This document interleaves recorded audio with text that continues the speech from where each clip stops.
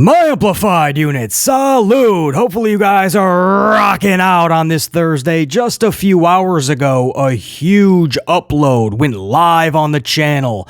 We talked the big promo by CM Punk this past Monday night.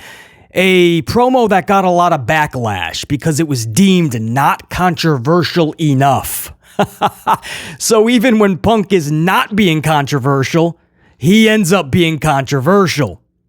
This is one of those instances where is the pro wrestling community reaching just a little bit? Are we reaching here? Are we trying to find something where there just is nothing? We talk about it in the upload. Again, that just went live on the channel a few hours ago. Thank you to the thousands that have already caught it. Much love, respect, and appreciation to those that haven't. Make sure you check it out. Pretty good conversation. And we also discussed in that same upload, Britt Baker, top female star in AEW, not happy with the company, not happy with Tony Khan, not happy with her booking. And she came right out and talked about her promo time and how the men are getting the promo time. MJF's got another 7 minutes last night. Christian's got another 10 minutes. My whole 2023 on Dynamite, she says I got 0 promo time. She's not happy with that. Of course, you need promos to sell stories. You need promos to make people care about your matches. And latest reports are saying that AEW wants to be even more match heavy on their shows. I don't know how that's possible. They're already very match heavy. So if they're going to go even more match heavy, I guess in the future, a lot of promos are going to be cut. Not just the ladies, not just Britt Baker. But Baker is correct. You need promo time if you're going to make people care about what you're doing in the ring. You have to sell yourself in many different facets. All your cool moves and sequences and flips and dives will get you only so far. They're going to have to see your personality, kind of jive, connect with the character. Man, it's a tough position to be in. And Britt Baker, again, is somebody who does a lot of work for AEW behind the scenes. It's not just a wrestler in the ring. Britt Baker has taken it upon herself to really carry that AEW flag. So to see somebody like Britt Baker upset, to know that Baker and Khan could not solve this behind the scenes, so she felt the need to go and make a post on it, that's wild. And that's not even it, guys. That's on the upload we put up a few hours ago. She was not happy over the last 24 hours. And Britt Baker and a couple of other AEW talents, let's just say it looks like there's major heat on one top AEW star, MJF, current champion. I'll go over exactly what I mean and how Britt Baker is involved even more so, not just name dropping him with the promo time, but even after that, another big thing happened hours after Dynamite, and a few other AEW talents jumped in, and this is what leads many to believe that the original stories we heard are pretty much accurate. MJF, he's got some detractors in that company. So we'll go over that, guys, exactly what I'm talking about. We're also going to talk Roman Reigns, Randy Orton, Solo Sikoa, their trajectory going through the Rumble into WrestleMania has just gotten a lot clearer. WWE has just confirmed 3 new dates for Roman Reigns, pretty much confirming a big Rumble appearance. You gotta believe that's gonna be a big match. I think we can come to the same conclusion on who that's going to be, how this individual is going to get screwed out of the match and title, and the big WrestleMania match with this individual and the third name we'll bring into the conversation. And then the big question is, who wins that WrestleMania match? So what am I talking about? That's the teaser. It's all coming up in this upload, guys. Told you, a lot of good conversation to end the month the right way. We also got the Dynamite rating. That's in. It just came in a few minutes ago. We expect it to be adjusted. We're still trying to get all of the confirmed numbers. They're about 48 hours late on a lot of numbers. So because of the Thanksgiving holiday last week, they're still trying to catch up. But we have an upfront number for Dynamite. So I have that as well. We're going to talk Chris Jericho, right? A lot of people are upset that Punk's promo didn't involve name-dropping AEW, or even in a roundabout way talking about AEW. Punk did not do that. WWE did not mention AEW. That did not stop AEW from mentioning WWE, though. Literally live in a promo, MJF name-dropping WWE, and Chris Jericho on a social post. Wait till you hear what Jericho said about Smackdown's fallen rating from this past Friday. Of course, they were on FS1. Horrible rating, and Jericho responded to it. So we talk that as well. Bryan Danielson, does he have heat for being one of the lead people to get CM Punk terminated from AEW? I got the latest on Bryan Danielson as well. There's so much, man. There's congratulations. Wait till you hear this, man. 2 huge congratulations in the wrestling community. We got to talk that as well. All right, I had to do a little cut there. My coffee was like 10 feet away. There was no way we were starting this off without being fully amplified. And I gotta, like Popeye has his spinach, BC's got to have his coffee.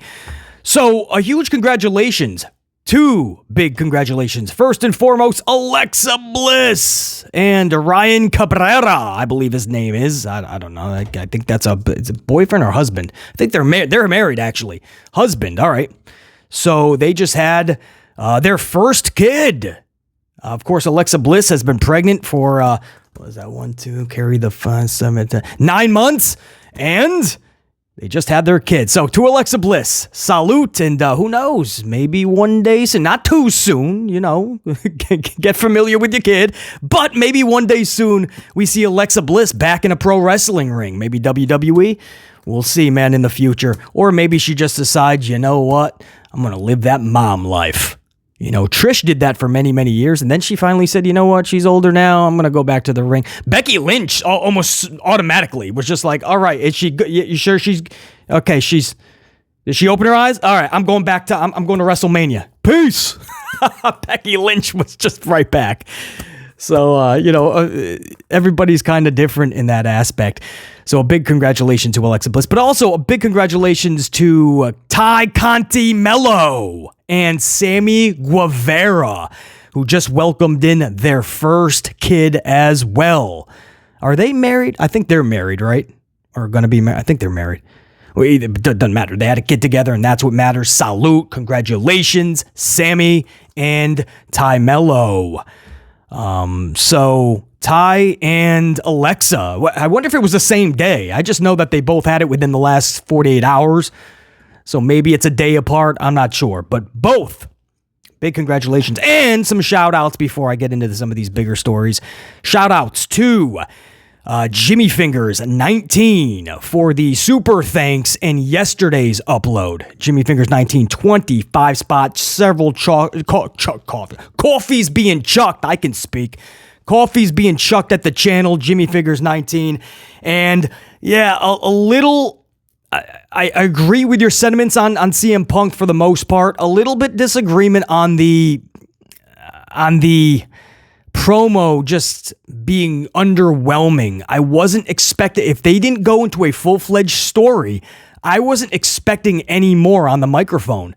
That's exactly what I was expecting. It would have been cool to get more, but I don't think that WWE would ever do that. This was always just going to be a CM Punk welcome home party. You know, say some words, let the crowd see you, hear you, cheer for you, tell them you love them, plant a little bit of a seed for Sethington, right? Everybody welcomed me back. Well, almost everybody.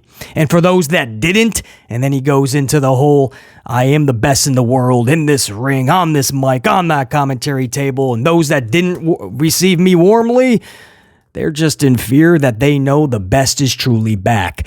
Something to that effect. Well, you planted the seeds. So, yeah, it would have been cool to get more, but the way the wrestling community is acting, it's like, it's all a bust. But other than that, I totally agree with the sentiments on Punk. You pretty much nailed it for sure. And Wisdom of Charlie Grin with a coffee over to the channel. What up, Wisdom? And a happy, I believe, like 32nd birthday. Big happy birthday over to Wisdom and JR9 Gaming who just earlier in the upload we just put up his NXT Amplified review. The JR9 Amplified NXT report. And it's an interesting read, I gotta tell you, man. I didn't see a lot of negative. I don't even know if there was a negative column, to be honest. There was a lot of positive. JR9 was really into the show.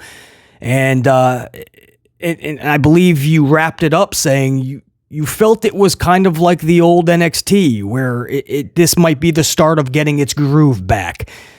And I like what I heard with the Dragunov. Braun Breaker actually won a match. At least that's what's in JR9's review. Braun Breaker winning a match? What? Dragunov being booked strong again and just getting some gusto behind him because that's what's needed? Good. I believe JR9 said Roxy and Kiana actually battled to take us off the show in the parking lot. Why does NXT do all these parking lot brawls, which I love, and WWE can't seem to do them correctly? They don't even do them often anymore. I understand it's a specialty, but damn, it's like they forget about it. So I really want to see more of those and even take it to the street, but take it to the roof of the arena. You know, get creative. NXT seems to do that all the time. They're like, hey, let's get out of the damn building. Of course, NXT's little building is so small. I think they're looking for excuses just to get out of the building. But still, very cool to see. And of course, I'm high on Roxy, so that helps. Other than that, sounds good. And to back up your thoughts on NXT, JR9, you're accurate because a few more people than last week felt the same way as you. In fact, I don't know if I have the exact number, but did I write it down? I know I got dynamites.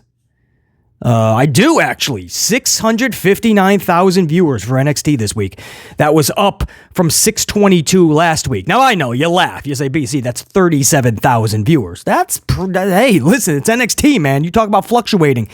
NXT is a show that JR9 and many people have said was really good for months straight, and they could not get out of 500,000 viewers. And then they get some main roster talent, so some new eyeballs get onto the scene, and it pulls 7, 8, high 800,000 viewerships.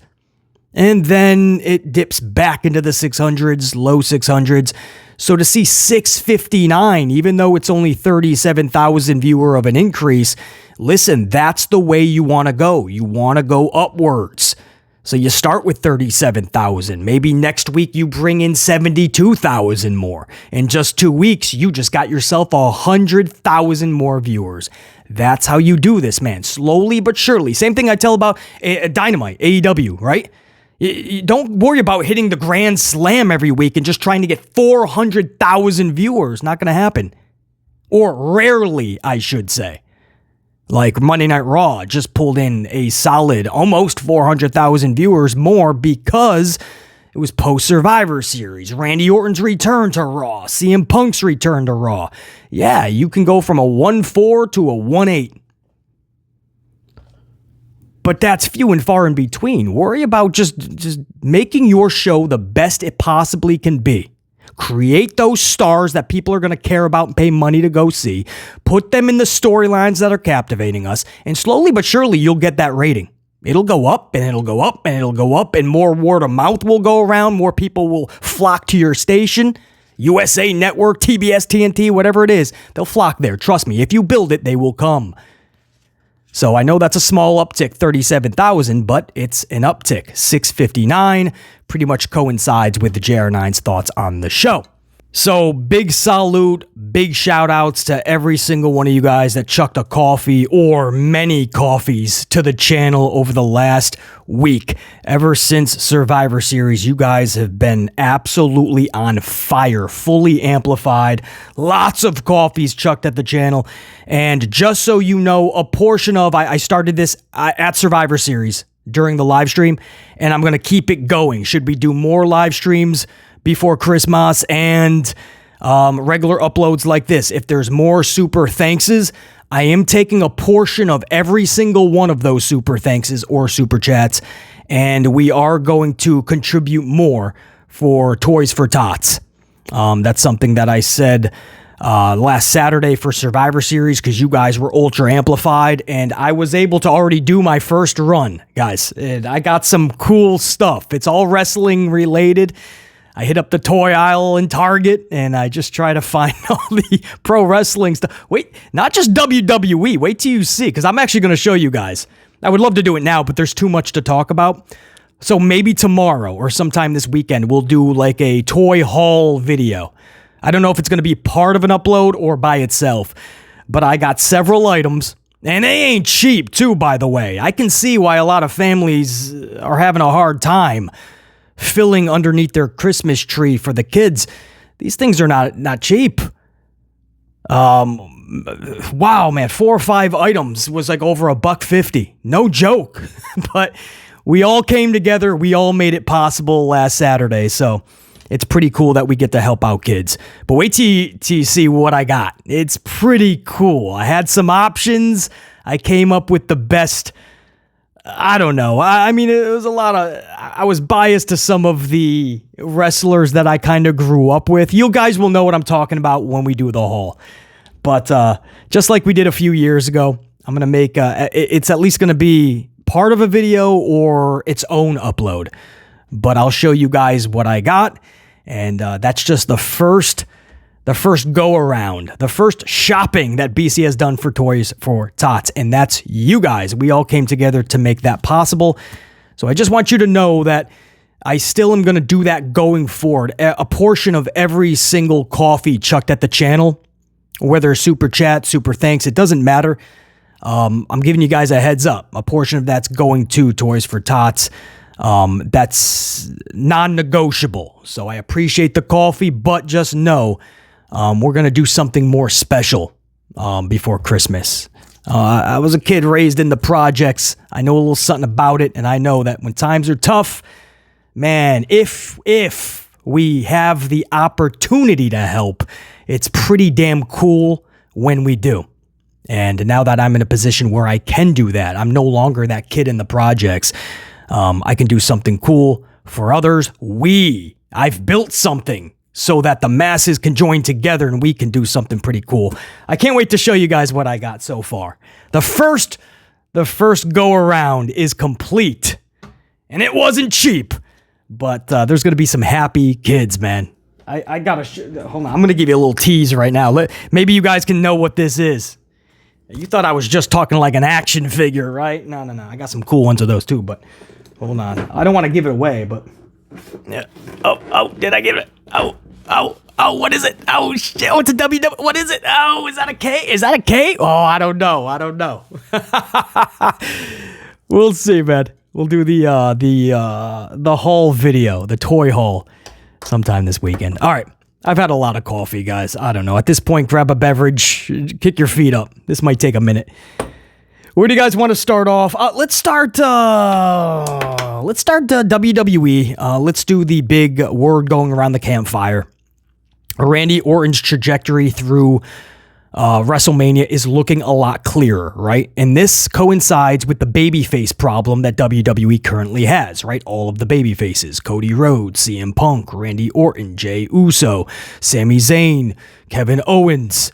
The list goes on and on. LA Knight, Sethington Rollins. I'm probably missing a couple. I'm talking not just faces. I'm talking top main event level faces. So we said that somebody's got to move over to SmackDown because Raw is heavy with the faces. SmackDown only has 2, LA Knight, Kevin Owens. All the rest are on Raw. So we thought maybe Cody slowly goes over to SmackDown, maybe set up something with Roman for Mania. And then somebody just turns heel on Raw, problem solved. But it looks like Randy Orton will be going over to SmackDown, or at least maybe playing both sides of the fence. Raw and SmackDown, which would not be the first time that WWE refuses to honor the brand split.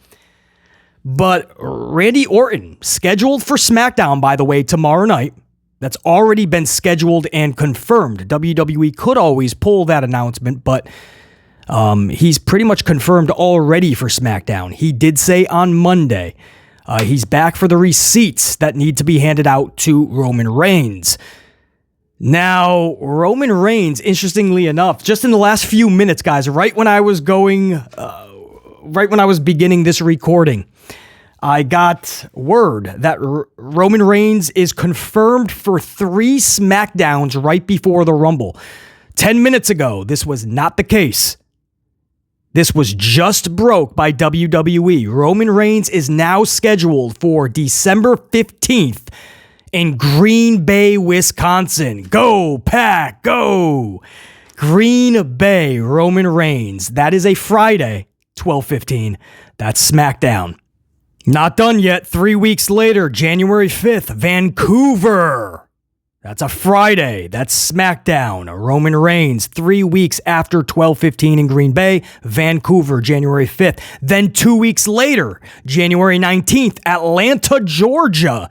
Roman Reigns confirmed.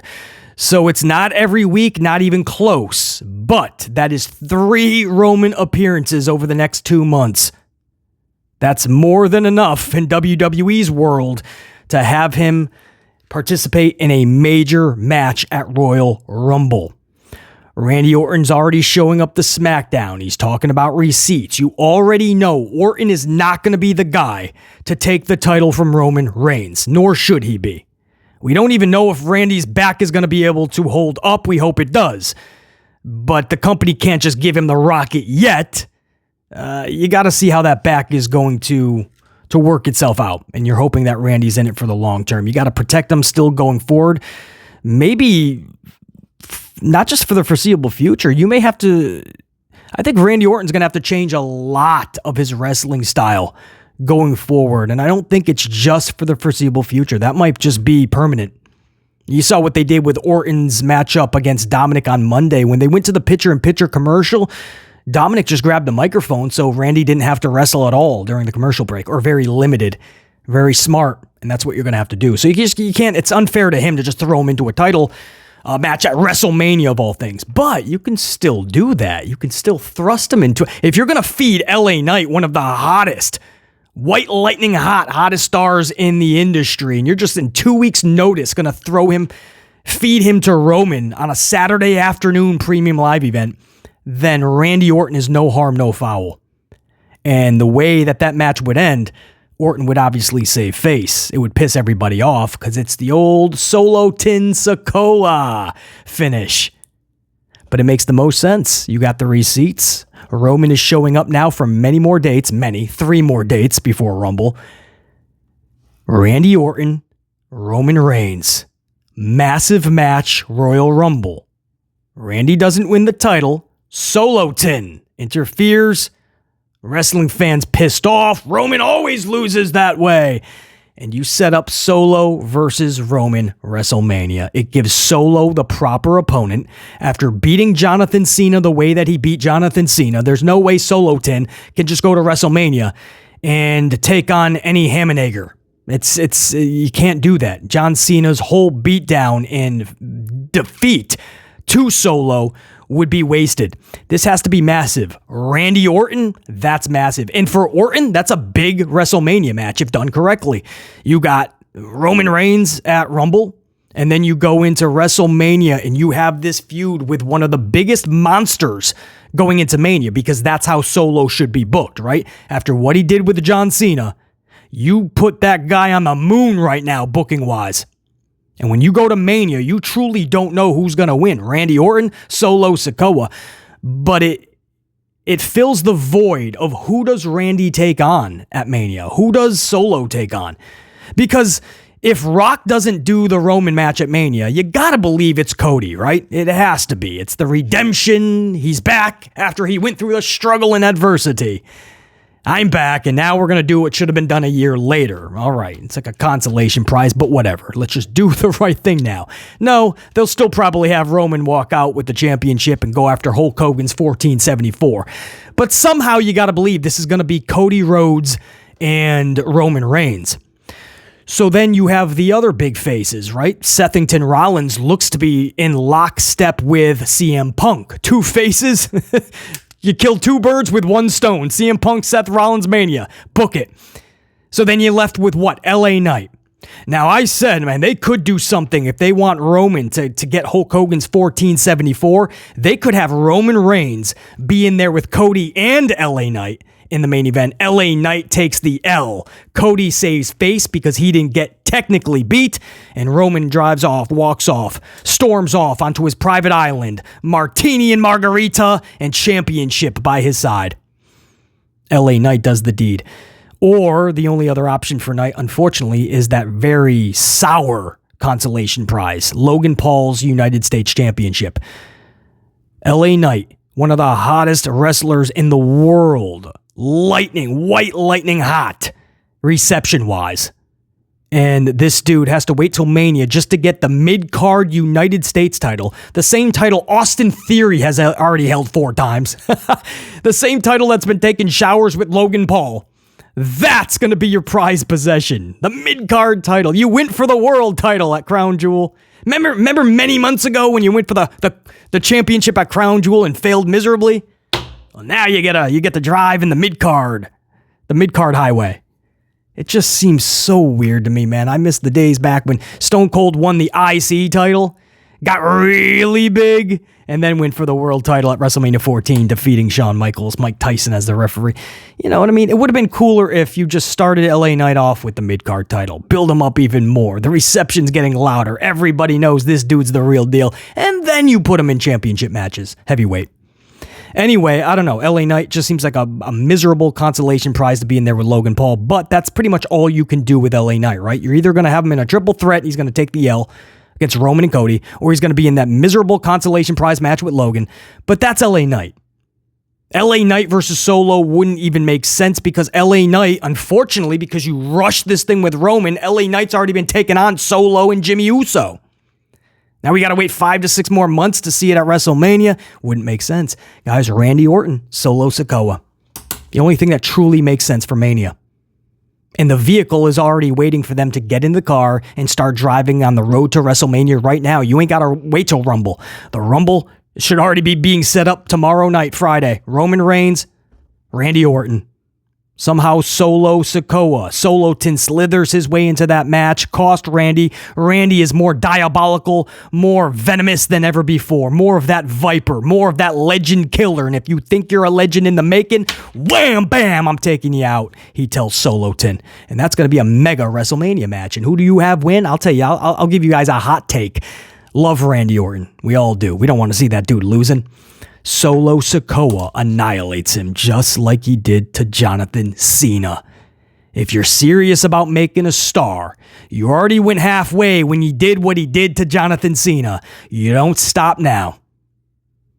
If you go out into that ocean and you have a goal of getting to that island, right? And you made it halfway. You're halfway to that island and you stop. You're tired. You're out of breath.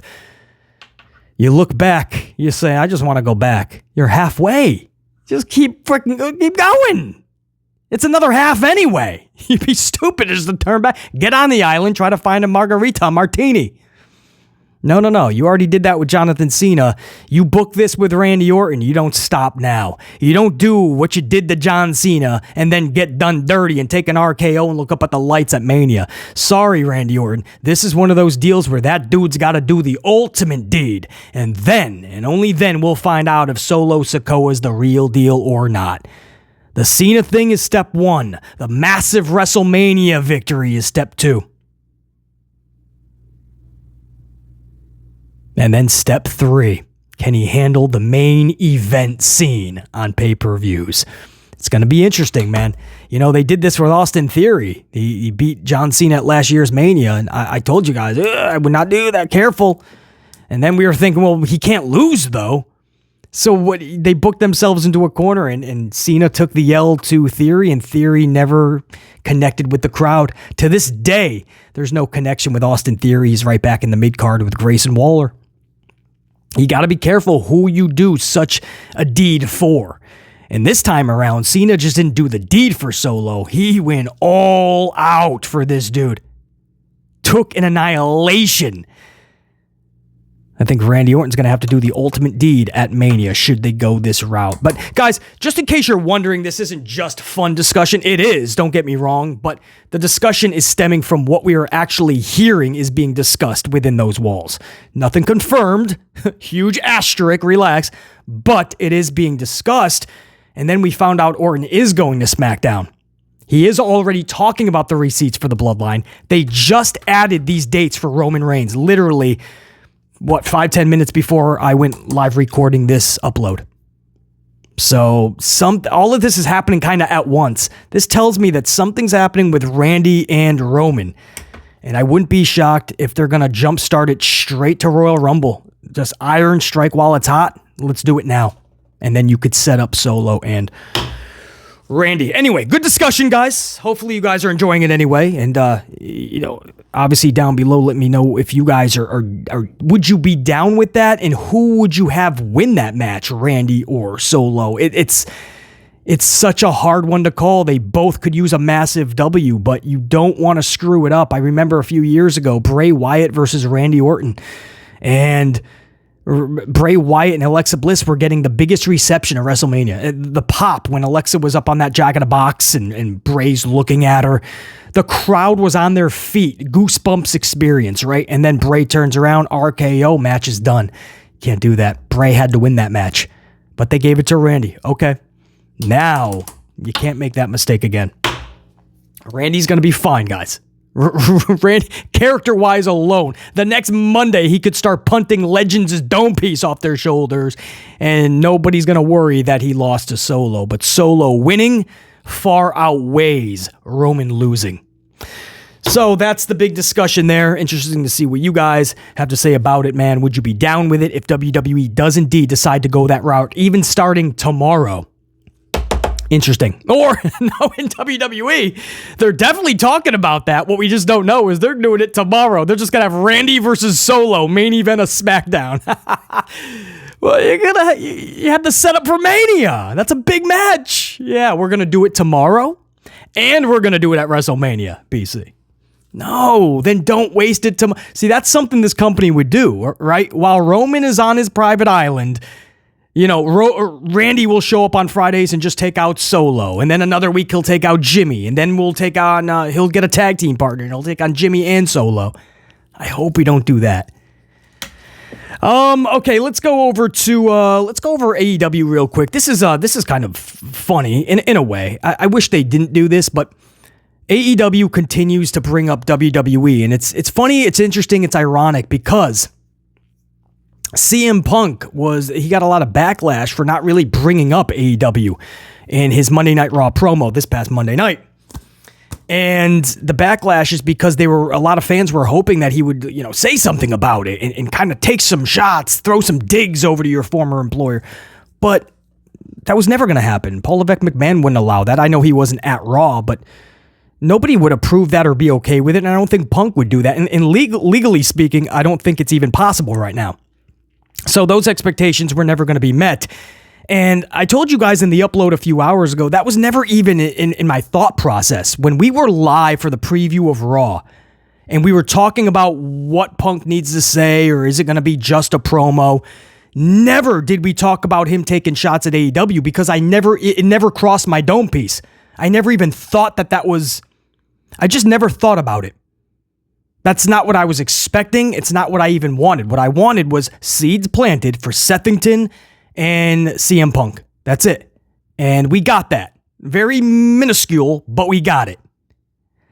But a lot of fans were not happy with it. Instead, it was AEW that keeps bringing up WWE, MJF in this past week's promo, talking about how, unfortunately, Samoa Joe never became champion in that other company, WWE. And he actually mentioned them by name. Nothing like a dagger over to him, but he's basically saying this dude's a beast, this dude's championship material, and that company just didn't see it in you. And then Chris Jericho chimed in on a social post where Smackdown, which was on FS1 last week, it pulled horrible viewership, like 780 something, like you would see on a Dynamite or something. And Dynamite happened to have pulled in... what'd they pull in last week? 845. And this week, 858, by the way. I'll get to that in a second. So, well, I'll get to it right now, actually. There you go. Last week, 845 for Dynamite. This week's Dynamite rating, 858. They went up 13,000. So just like NXT went up a little bit, 37. Dynamite went up 13. But hey, up is up. Start somewhere, right? Build it brick by brick. Build yourself back to where you were. Build yourself back up to respectable. Because 850 is not it, right? They need to at least get back to their 950, which used to be their top tier of their niche audience. And it's sad that they're back in 850. But at least they are. There was times where they were in the low 800s, high 700s. So take the 858 and look at it as a stepping stone to where you want to be next if you're Dynamite. But because they scored 858, SmackDown was a horrible 780 some odd because, again, FS1, and it was horribly promoted. For instance, BC was on Fox Friday night, guys, at 8-something p.m. I'm like, this basketball game is going to go into, come on, man, I didn't got time for this. I wanted to do my notes, and then I had a lot to do afterwards.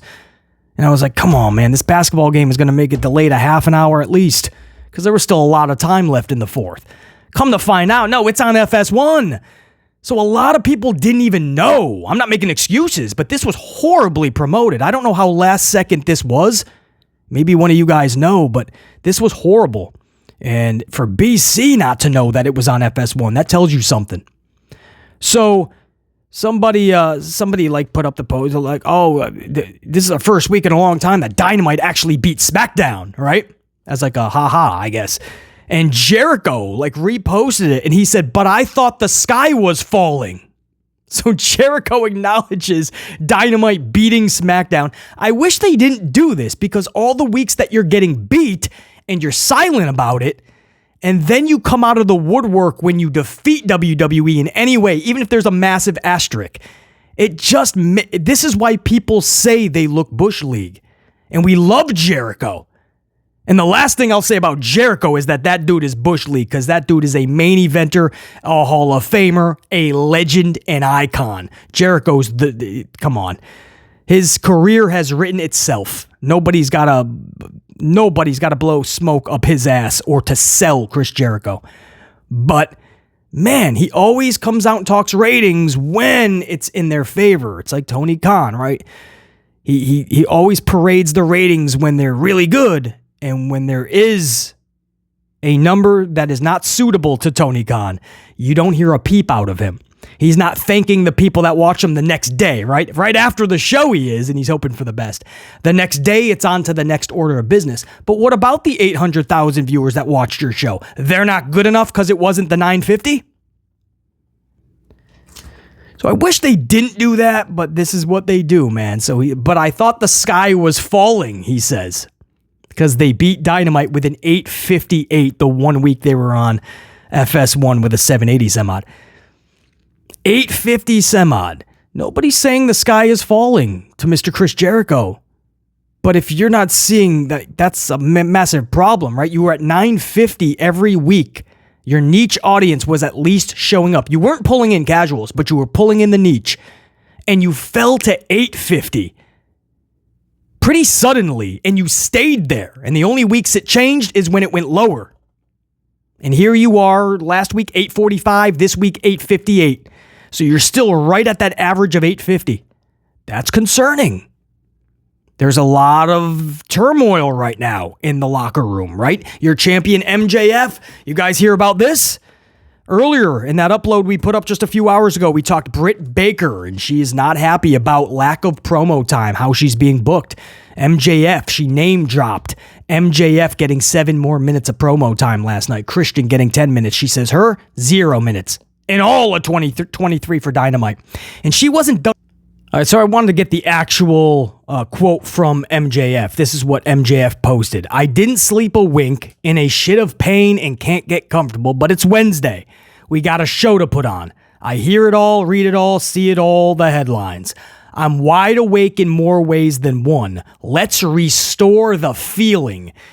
Hashtag AEW Dynamite. Well, a fan chimed in and responded, you took away any feeling that Dynamite had, or something like that, right? You took away all of that feel. So somebody obviously not really enjoying MJF's work as a whole. And Britt Baker, again, who just name dropped MJF earlier, saying, dude, these dudes are getting all the promo time. What are we getting? I've gotten nothing on Dynamite the whole year of 2023. She's basically saying, like, nobody's going to care about what I'm doing if they don't care about the matches.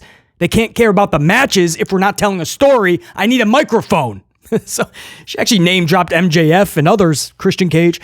And then she liked that comment that this individual put out about MJF, saying you took away any feeling, like an LOL. And Brittany Baker liked it with Jack Perry and Sammy Guevara. Now that's a very interesting dynamic. You have, right, that's many aspects of the locker room. Brittany Baker over there with the females. Sammy Guevara has his clique. Then you got Jack Perry, who's got enough drama on his hands too, by the way, with the whole CM Punk thing. But in all three of them, I don't know if there was more, by the way. The reports that I saw, just those three definitely pressed the like button on the response to MJF. So, I mean, there's a lot of people right now that MJF, I don't know if he continues to rub people the wrong way. We've already heard the reports that not everybody is a fan of MJF, like literally behind the scenes. We'll just leave it at that. But when you see things like this, and Britt Baker has had enough to the point where she's going on the social doohickey machine and she's airing out the grievances. You know, when you start to see it like that, is it more hostile with MJF behind the scenes? Does MJF continue to rub people the wrong way? And is how many more people than just Sammy Guevara, Jack Perry, and Britt Baker? I doubt very much it would be just them three, especially if they feel willing enough to publicly just smash the like. I mean, that tells you something, man. A top AEW star possibly has some extreme heat on them backstage. With Britt Baker, for sure. But Sammy and Perry out of nowhere makes you think. There's a lot going on there. And now people are having fun with it. They're saying Britt Baker is the devil. She's behind the man. Too funny, man. But I'll keep an eye on that, obviously. And Britt Baker, you know, I'm sure by now Tony's probably had a conversation and maybe things are smoothed over. We'll see if Britt Baker starts getting a lot more promo time starting Wednesday night. Along the same lines, Bryan Danielson. Oh man, this is huge. We haven't even talked about it on the channel yet. The committee has pretty much been revealed who terminated CM Punk. Of course, final decision is on Tony Khan, but there was an internal committee that was overseeing the decision and pretty much making this decision. Then Tony Khan would ultimately give the final word. But one of the key components on this internal committee that overviewed the CM Punk altercation, Bryan Danielson, who, again, I told you guys many times on this channel, he, along with Jericho and Mox, are the real locker room leaders in AEW. It's actually not Kenny Omega, and it's not the Young Bucks, even though they're EVPs. It's Danielson, Mox, and Jericho. And Danielson, he wears many hats now in AEW, and he is he's one of the henchmen of Vince and Kennedy McMahon. He's the Gerald Briscoe, or maybe he's Pat Patterson. He's the Stooge. He's Tony Stooge.